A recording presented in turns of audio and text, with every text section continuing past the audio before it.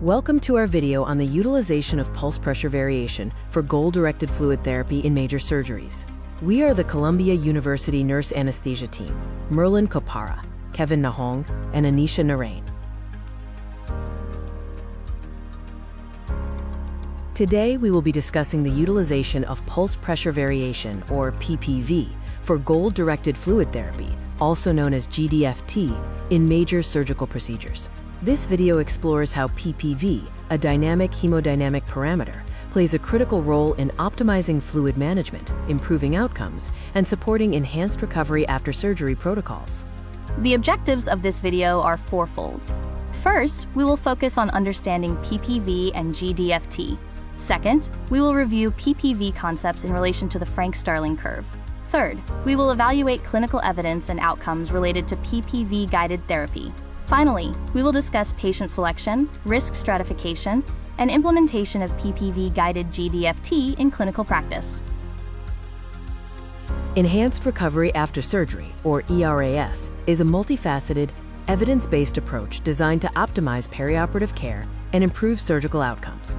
Our focus within ERAS is goal-directed fluid therapy, which optimizes fluid administration based on dynamic indicators of fluid responsiveness. Traditional fluid strategies, liberal versus restrictive, have distinct drawbacks. Liberal therapy risks complications like edema and poor wound healing, while restrictive therapy increases the risk of hypovolemia, hypotension, and acute kidney injury. GDFT offers a personalized alternative. The purpose of IV fluid administration is to maintain adequate tissue perfusion, central euvolemia, and electrolyte balance, allowing for the optimization of cardiac output. ERAS protocols strongly support goal-directed fluid therapy because GDFT estimates a patient's fluid responsiveness from measurable hemodynamic changes based on the Frank-Starling curve through the use of pulse pressure variation, or PPV. The Frank-Starling curve describes the relationship between end diastolic volume and stroke volume. When the heart is operating on the steep portion of the curve, an increase in preload results in a significant increase in stroke volume. This is why it is critical to understand that static preload values, such as CVP, do not predict fluid responsiveness, reinforcing the importance of dynamic parameters like PPV. PPV stands for pulse pressure variation. PPV is a dynamic hemodynamic parameter that evaluates fluid responsiveness by measuring changes in arterial pulse pressure during the respiratory cycle in mechanically ventilated patients. It is not a measure of blood volume or cardiac preload, but rather a dynamic marker of where the patient lies on the Frank-Starling curve. On a Philips monitor, PPV can be displayed once an arterial line is in place and properly zeroed. Once activated, PPV appears as a continuously updated percentage, allowing anesthesia providers to guide intraoperative fluid administration in real time using data derived directly from the A-line waveform. Most modern hemodynamic monitors automatically calculate PPV and display it continuously in real time. The monitor identifies the maximum and minimum pulse pressures during the respiratory cycle and uses these values to calculate PPV as a percentage. This continuous calculation allows clinicians to trend fluid responsiveness intraoperatively. A PPV greater than 13% suggests the patient is likely fluid responsive. A PPV less than 9% indicates the patient is not fluid responsive, meaning additional fluids are unlikely to increase stroke volume. Values between 9 and 13% fall into the gray zone, where additional strategies may be considered. Advantages of PPV include its basis in arterial blood pressure monitoring, its ability to identify fluid-responsive patients, and its role in maintaining euvolemia. However, PPV has limitations and may be unreliable in patients with arrhythmias, extreme bradycardia, tachypnea, or ventricular failure.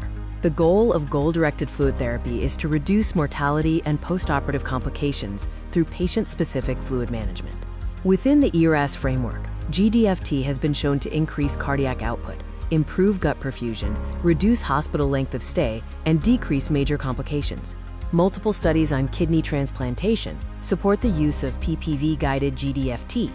Trials showed the PPV group required less fluid and reported lower urea and creatinine levels compared to free fluid and CVP-guided groups, with no adverse effect on graft function.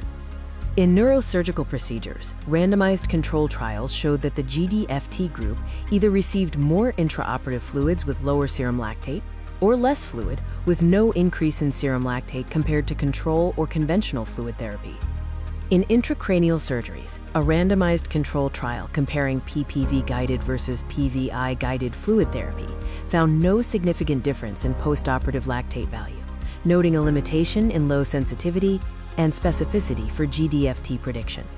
For laparoscopic radical resection of colorectal cancer, a randomized controlled trial showed significantly lower postoperative complications, such as gastrointestinal dysfunction and pneumonia, in the PPV-guided GDFT group compared to conventional fluid therapy.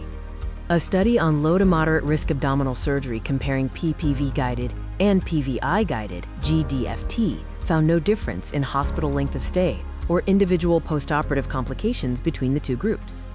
In open colonic mass resection and anastomosis, the GDFT group demonstrated significantly less water fraction, better bowel recovery, fewer anastomotic leaks, and a shorter hospital stay compared to the conventional fluid management group.